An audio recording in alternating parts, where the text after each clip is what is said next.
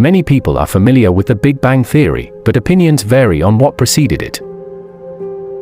If you were to ask anyone, from a layperson to a cosmologist, to elaborate on what really happened, you'll get a slew of different answers.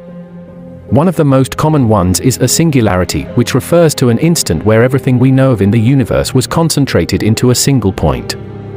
But this picture isn't just wrong, it's almost 40 years out of date. We are absolutely certain there was no singularity associated with the hot Big Bang, and there may not have even been a birth to space and time at all. Keep watching to find out what scientists have discovered before the Big Bang and the true origin of the universe. Nothing fascinates me more than the origin and evolution of our cosmos. For years I wondered how it came about. One concept that continues to amaze me is the concept of universal expansion.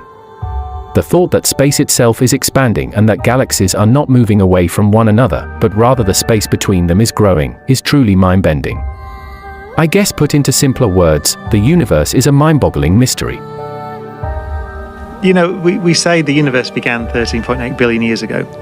So that's a measurement, because we can measure the speed that all the galaxies are flying away from us, essentially. And then you can run time backwards, if you like, to find out when they were all on top of each other. And so it's quite a simple measurement, and we've done that. So we say the universe began 13.8 billion years ago. But actually, all we know really was the universe was very hot and very dense at that time. And we have some theories that the universe was in existence before that, and perhaps some sort of circumstantial evidence. And that means that actually the universe could have always been there, eternal.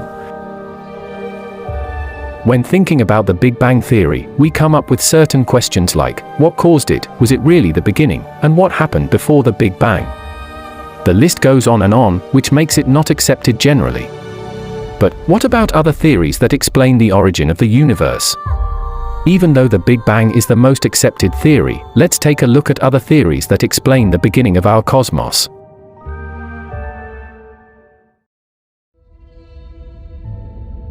In the 13th century, Sigurd of Brabant mentioned that the physical universe is eternal and without a beginning, in his thesis, The Eternity of the World.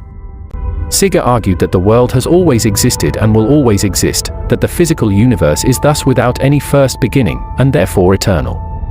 However, his views were later condemned by the Pope in the year 1277. The steady-state model posits that although the universe is expanding and creating new matter to form new stars and galaxies, it nevertheless does not change its appearance over time, in such a way that the average density of matter remains constant, despite the expansion of the universe. As a result, the universe would look the same at all times, regardless of its age or the time that has passed. It is now known that Albert Einstein considered a steady-state model of the expanding universe, as indicated in a 1931 manuscript, but he later abandoned this theory because of the discovery of cosmic microwave background radiation in 1964. Now, for the theory that has gained popularity in recent years. The Big Bounce theory is not incredibly different from the Big Bang theory. The Big Bounce theory is based on the idea of a cyclic universe and is supported by some theories of loop quantum gravity. Right now we are in a state of expansion, but this theory assumes that the expansion will eventually reach a stopping point. When this happens, a rapid contraction will occur. Once that contraction reaches a small, dense enough point, the whole process will begin again in an explosive event similar to the Big Bang. Under this theory, the mysterious cause of the universe's rapid expansion was not a singularity or sudden inflation, but rather a bounce. This theory assumes that there has been a universe before us that all eventually contract into an infinitely hot, dense cluster that then bounces back out. There are several theories, such as the black hole origin of the universe, the multiverse theory, and others that have been widely considered by great philosophers and scientists over the years. Check the description of this video to watch them. Einstein's theory of general relativity predicts that a static universe would be gravitationally unstable, meaning that everything in the universe would either be moving away from one another or collapsing towards one another, if the fabric of space obeyed his laws. However, the observation of an apparent recession of distant galaxies from one another led to the discovery that the universe is actually expanding. This means that as time goes on, things in the universe are getting farther apart, and that in the distant past they were much closer together. This led to the development of the Big Bang theory, which proposes that the universe began as a singularity and has been expanding ever since. But what if I told you that the Big Bang wasn't the beginning after all, and there was no Big Bang singularity? No matter where or how we look at the universe, it's full of matter and energy absolutely everywhere and at all times. And yet, it's very much natural to assume that it all came from somewhere.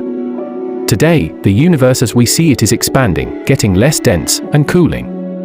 Although it's tempting to simply extrapolate forward in time when things will be even larger, less dense, and cooler, but the laws of physics allow us to extrapolate backward. Mathematically, it's tempting to go back as far as possible. If you continue to go back, you'll find a time when it was too hot for atomic nuclei to be formed, where the radiation was so hot that any bound protons and neutrons would be blasted apart.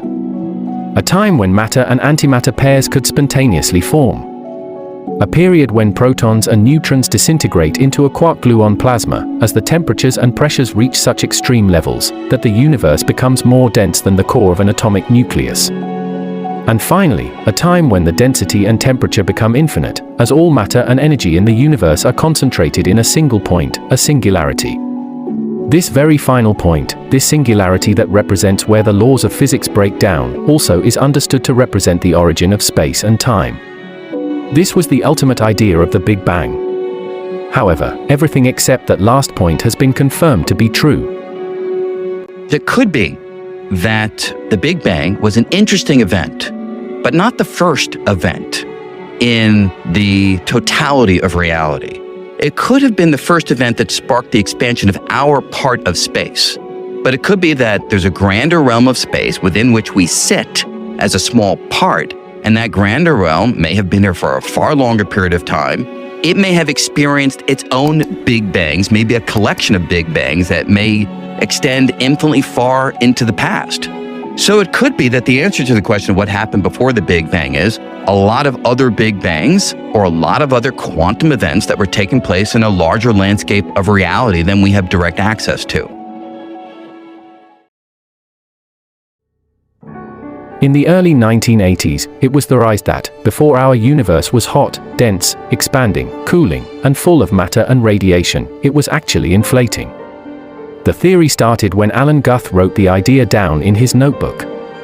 What inflation specifically hypothesized is that the Big Bang wasn't the beginning of the universe, but rather was set up by a prior stage of the universe. In this early stage, the dominant form of energy wasn't in matter or radiation, but was inherent to the fabric of space itself, and possessed a very large energy density. This would cause the universe to expand rapidly and relentlessly, driving any pre-existing matter apart. The universe would be stretched so large that it would be indistinguishable from flat. And the energy inherent to space transitioned into matter, antimatter, and radiation. The key was to picture inflation as a slowly rolling ball atop a hill. As long as the ball remained atop the plateau, inflation would continue to stretch the fabric of space. The conclusion was inescapable: the hot Big Bang definitely happened, but doesn't extend to go all the way back to an arbitrarily hot and dense state. Instead, the early universe went through a period of time where all of the energy that would go into the matter and radiation present today was instead bound up in the fabric of space itself. That period, known as cosmic inflation, came to an end and gave rise to the hot Big Bang, but never created an arbitrarily hot, dense state, nor did it create a singularity. What happened before the inflation, or whether inflation was eternal in the past, is still a mystery, but one thing is certain: the Big Bang is not the beginning of the universe. Another question to ask prior to all these theories is, how did the entire universe come from nothing? It's impossible to make sense of an idea of absolute nothingness. It's something we can't comprehend. What does it actually mean to be outside of space? How can space-time emerge at a particular location, when there's no definition of location or time without it? Where do the rules governing quanta, the fields, and particles both arise from?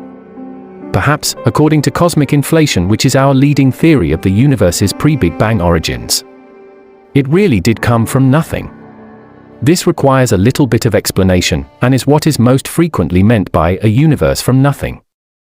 To a large number of people, a universe where space and time still exist, along with the laws of physics and the fundamental constants, is very much divorced from the idea of nothingness. We can all imagine a location outside of space, a moment beyond the confines of time, a set of conditions that have no physical reality to constrain them. Unfortunately, inflation, by its very nature, erases any information that might be imprinted from a pre-existing state in our observable universe. Despite the boundless nature of our imaginations, we can only draw conclusions about matters for which tests involving our physical reality can be constructed. As early as 1965, some critical evidence came in, enabling the Big Bang to succeed where its competitors failed. Over the subsequent years, measurements of the cosmic microwave background spectrum, the abundance of the light elements, and the formation of the structure only strengthened the Big Bang. There may have been a singularity at the very beginning of space and time, with inflation arising after that, but there's no guarantee. But what about the idea of our entire universe being inside a supermassive black hole? It may sound weird, but it's a theory by scientists. Click the video on your screen to find out more. Thanks for watching, and subscribe for more videos.